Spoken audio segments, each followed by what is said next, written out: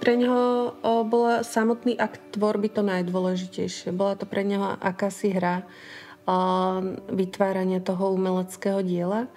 Veľmi rád kreslil a používal to ako zdroj v podstate pre inšpiráciu. Keď nevedel, čo malovať, keď nevedel, čo tvoriť, tak vtedy si kreslil, hovoril tomu flow, že tomu necháva teda ten voľný priebeh a čakal, že čo sa z toho vyvinie a čo mu potom napadne. Bol v podstate umelec, ktorý sa snažil odprostiť od akéhokoľvek zámeru.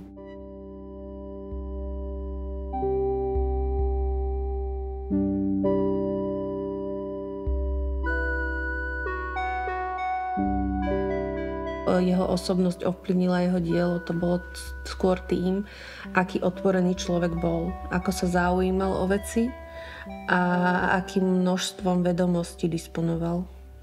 Veľmi ho zaujímala východná kultúra napríklad, rovnako ho ovplyvňovalo aj západný svet, otvorenie hraníc po 89. aj tak ďalej. A to všetko sa potom zmiešalo, vlastne všetky tieto vplyvy sa potom zmiešali v jeho tvorbe.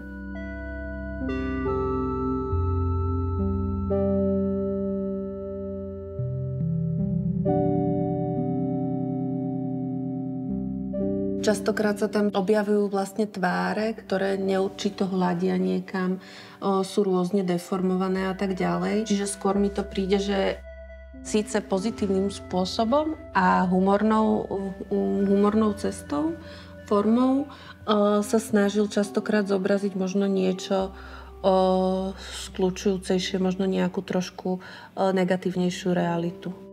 Veľmi sa mi páči spôsob nanášania farby a spreju, že je také naozaj častokrát v hrubých vrstvách, že do niektorých malieb implementuje aj iné materiály. Čiže tá gestická maľba, to gesto je veľmi dôležité.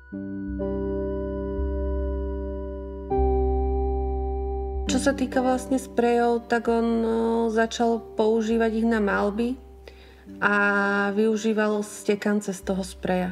Pre tvorcov grafitov sú stekance amatérizmus. Je to niečo, čo je nepodarené a dobrý tvorca grafitov také niečo nerobí.